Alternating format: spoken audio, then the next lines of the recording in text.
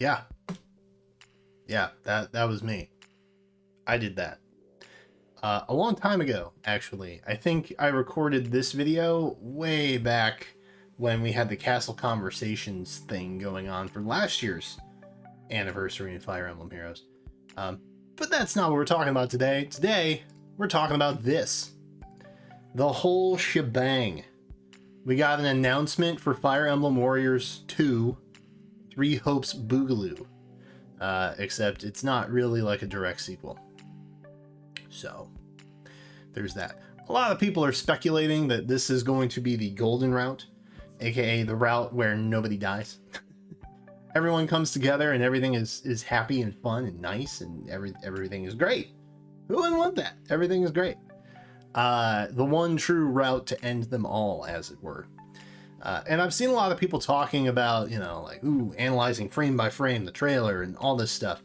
And everybody's obsessed with the new looks for Edelgard, Claude, and Dimitri.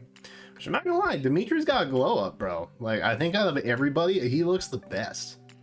Which is not something that I would expect myself to say, to be honest. But there is something that no one's mentioning yet. And it makes me sad. Very sad. No one's talking about the fact that we're about to be able to punch things with brawler Lady Rhea in HD. That's pretty dope. Something interesting is the axe that Edelgard has. Right there. Yeah, that guy. That has the crest of Saros on it, which is pretty hype. In fact, a lot of this seems to be taking place near or around Garreg Mach.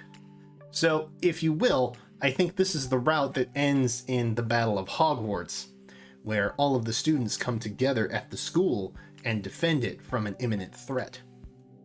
Kind of. I know, the game came out in 2019, here we are 2022, still making Harry Potter references to Three Houses. I know. I'm a millennial and I love it.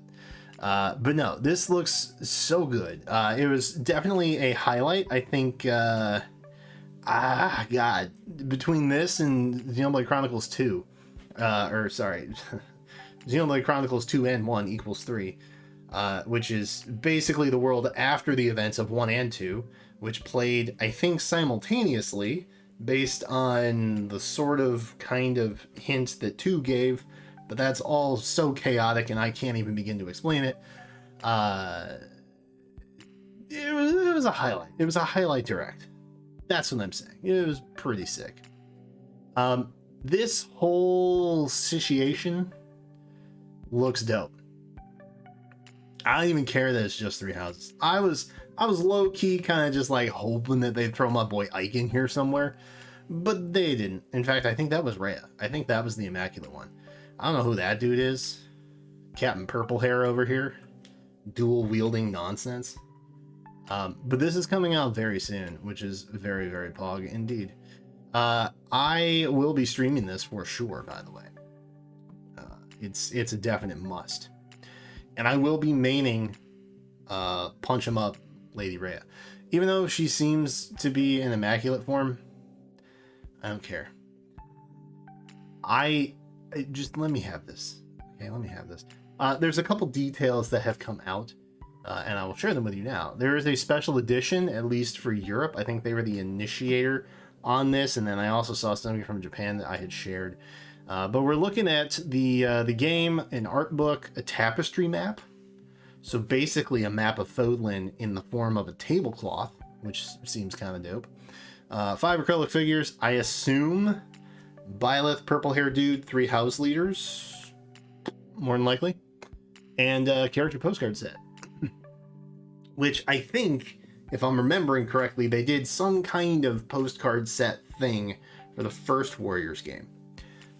So that's kind of a nice little like collectible to have, I guess. It's not like the end all be all per se, but it's pretty cool. A lot of people are wondering, like, 3 houses, but why? But why is it just 3 houses though? Well, number one, I think the plot, the setting, the chaos of 3 houses in general, it fits itself pretty well for a Mosu type game. Which is what Warriors is. If you're not familiar with like Dynasty Warriors or Samurai Warriors, stuff like that, that's basically what it is. And Koei Tecmo basically specializes in it. And if you look down here, oh, what's that? Co-developed by Intelligent Systems and Koei Tecmo. They helped make 3 houses, basically. And at the time, I was like, for real, it's probably just, you know, because of like the certain, like the battle modes and like the mobs of enemies that you fight and stuff like that. Like, no one's going to do it better than Koei Tecmo. But they also, you know, developed this. The original, the OG Fire Emblem Warriors, which is really fun, by the way. It never did well when I streamed it, because Fire Emblem wasn't that popular back then, probably. But it's a fun kind of like just turn your brain off, which is not really what Fire Emblem is typically about. But it's fun to just do like big hurdy combos and just turn your brain off for a bit. You know what I mean? And that's basically Mosu in a nutshell. So I'm not really terribly surprised that, you know, they're doing another one. They already had their hands on the Warriors property. They helped co-develop 3 houses. So like, why wouldn't they do this? This seems like an instant moneymaker.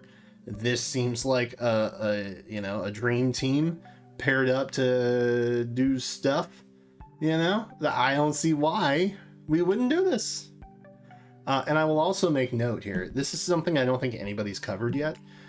This game size is almost 16 gigs, 15 and a half, 15.6 to be specific.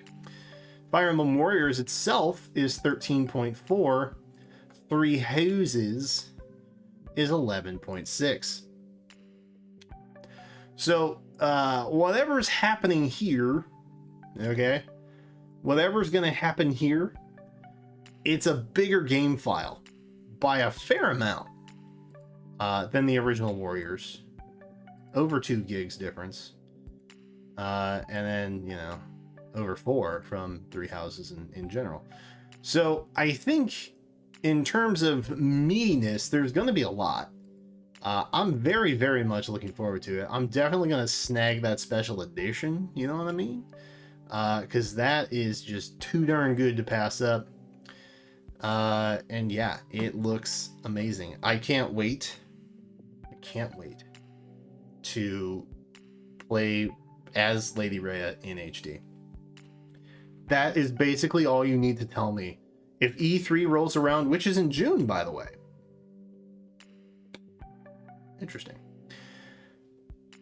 And they do some kind of showcase at E3, and we get some kind of like hands-on, and they show me Lady Rhea, I will lose my mind. So yeah, if you guys want to know like when this goes up and stuff like that, I try to be pretty good about like retweeting things and keeping at least my Twitter audience informed. I may try and post about it on the community tab too. But if you have Twitter and you're not following me, and you want to know like when this stuff goes up immediately, you can do that. If not, I'll try and make it known, you know, when special editions and stuff like that go on sale over here as well, because it's hard out there these days, man. It's hard out there. It's so hard to get a hold of stuff now. You know, like even pre-orders. It's a hard life that we're living in, mid-pandemic or post-pre-pandemic. I don't know what stage we're in at this point, but stuff's still going on, and barges are still closed, and just shipping is a nightmare. It's all terrible, but this is good. This gives me hope, and this makes me happy. And I hope it makes you happy too. But I wanted to make a standalone video. I know I talked about this in the direct. I